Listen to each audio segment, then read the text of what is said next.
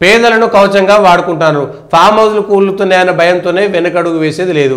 KTR, Harish, Sabitha కుమార్ల form హౌస్లు కూల్చొద్దా? అసలు మొట్టమొదట వాళ్ళే కూలిస్తే అయిపోయేది కదా. మీరు మూసి లేకపోతే హైడ్రాలల్లా మిమ్మల్ని ఎవరు ఆపిర్రు? కేటీఆర్ ఫామ్ హౌస్ కూల్చాలంటే ఎవరు ఆపిర్రు? ముందుగాల దాన్ని ఎందుకు పకడ్బందీగా చర్యలు తీసుకోలేదు? కేటీఆర్, హరీష్ రావు, లేకపోతే సబితా రెడ్డి, లేకపోతే పట్నం మహేందర్ రెడ్డి, లేకపోతే పొంగులేటి శ్రీనివాస్ రెడ్డి, లేకపోతే వివేక్ వెంకటస్వామి, లేకపోతే కేవీపీ రామచంద్రరావు, లేకపోతే ఇంకెవరైనా కాంగ్రెస్ వాళ్ళు, టీఆర్ఎస్ వాళ్ళు, బీజేపీ వాళ్ళు ఎవరికి ఉన్నా సరే, ఎవరికి హైడ్రా పరిధిలో చెరువులలో, బఫర్ జోన్లలో, ఎఫ్టీఎల్లలో మీ ఫామ్ హౌస్లు ఉంటే మరి ప్రభుత్వము దీన్ని రాజకీయం ఎందుకు చేస్తుంది అంటున్నాం. మీరు కూల్చొద్దని ఎవరన్నారు?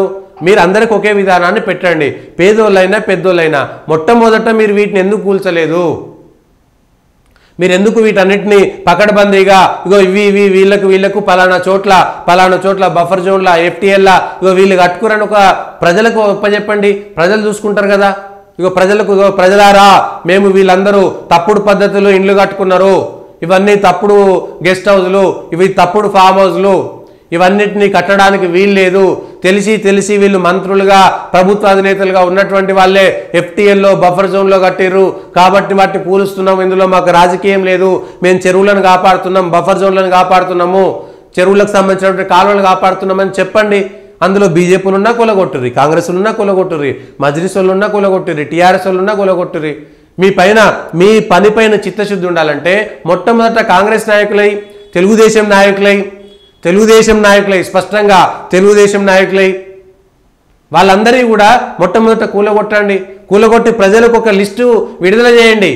ఇగో పలానా తెల్లకుంటల, నల్లకుంటల, ఎర్రకుంటల, చిన్న కుంటల, పెద్ద కుంటల, లేకపోతే చిన్న చెరువు, పెద్ద చెరువు అన్నిట్లలో ఇక్కడ దుర్గం చెరువు, ఆ చెరువు, ఈ చెరువులలో పలానా నాయకులు పలానా చోట ఇగో ఇంత పెద్ద ఇల్లు కట్టుకున్నారు, ఇంత పెద్ద గెస్ట్ హౌస్ కట్టుకున్నారు, ఇవన్నీ చెప్పుర్రి.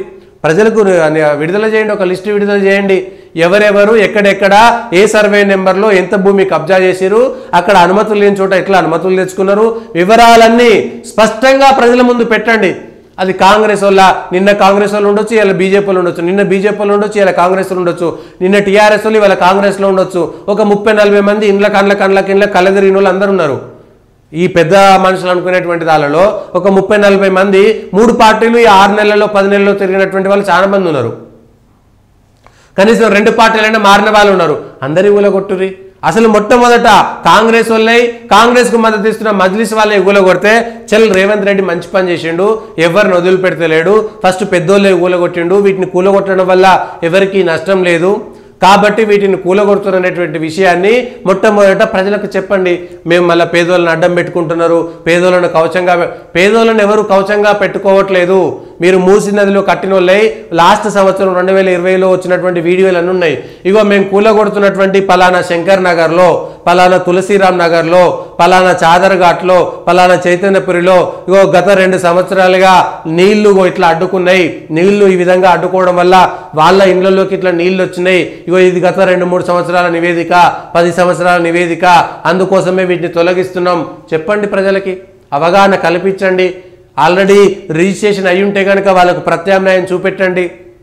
ఇక్కడ కూడా చెరువులలో పట్టా భూములు ఉన్నటువంటి వాళ్ళకు కూడా ఉన్నాయి, రిజిస్ట్రేషన్ అయినటువంటివి కూడా ఉన్నాయి, వాళ్ళకు కూడా ప్రత్యామ్నాయం చూపెట్టండి.